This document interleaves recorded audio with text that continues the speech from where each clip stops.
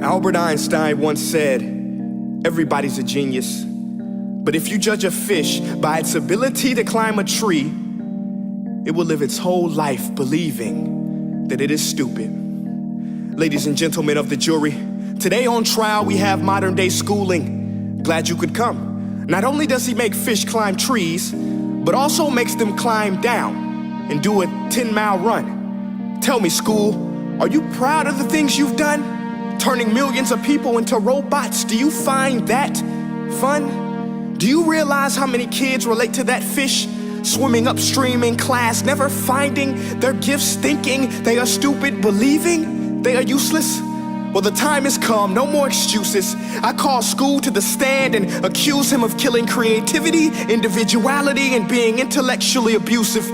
He's an ancient institution that has outlived his usage. So, Your Honor, this concludes my opening statement, and if I may present the evidence of my case, I will prove it. Proceed. Exhibit A. Here's a modern day phone. Recognize it? Here's a phone from 150 years ago. Big difference, right? Stay with me. Here's a car from today, and here's a car from 150 years ago. Big difference, right? Well, get this. Here's a classroom of today, and here's a class we used 150 years ago. Now, ain't that a shame? In literally more than a century, nothing has changed. Yet you claim to prepare students for the future? But with evidence like that, I must ask, do you prepare students for the future or the past? I did a background check on you and let the record show that you were made to train people to work in factories, which explains why you put students in straight rows, nice and neat, tell them sit still, raise your hand if you want to speak, give them a short break to eat, and for 8 hours a day, tell them what to think. Oh, and make them compete to get an A letter which determines product quality, hence grade A of meat. I get it. Back then, times were different. We all have a past. I myself am no Gandhi. But today, we don't need to make robot zombies. The world has progressed. And now we need people who think creatively, innovatively, critically, independently, with the ability to connect. See, every scientist will tell you that no two brains are the same.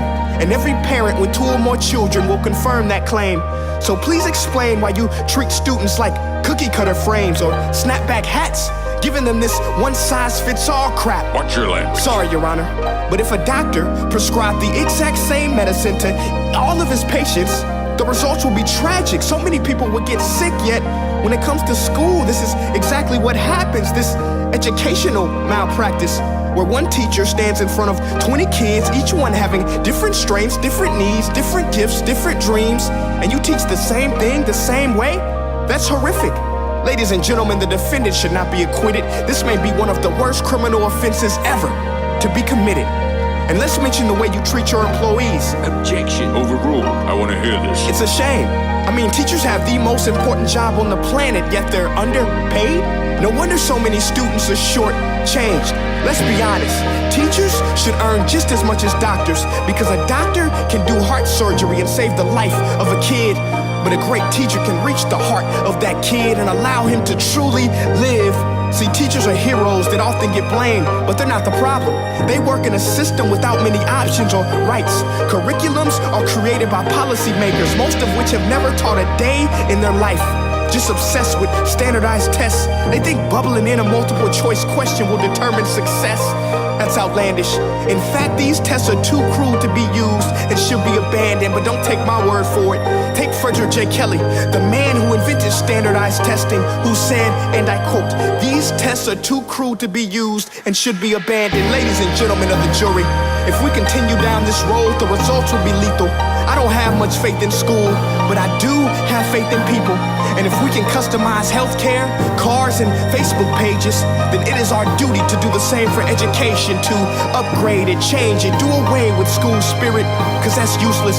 Unless we're working to bring the spirit out of each and every student, that should be our task.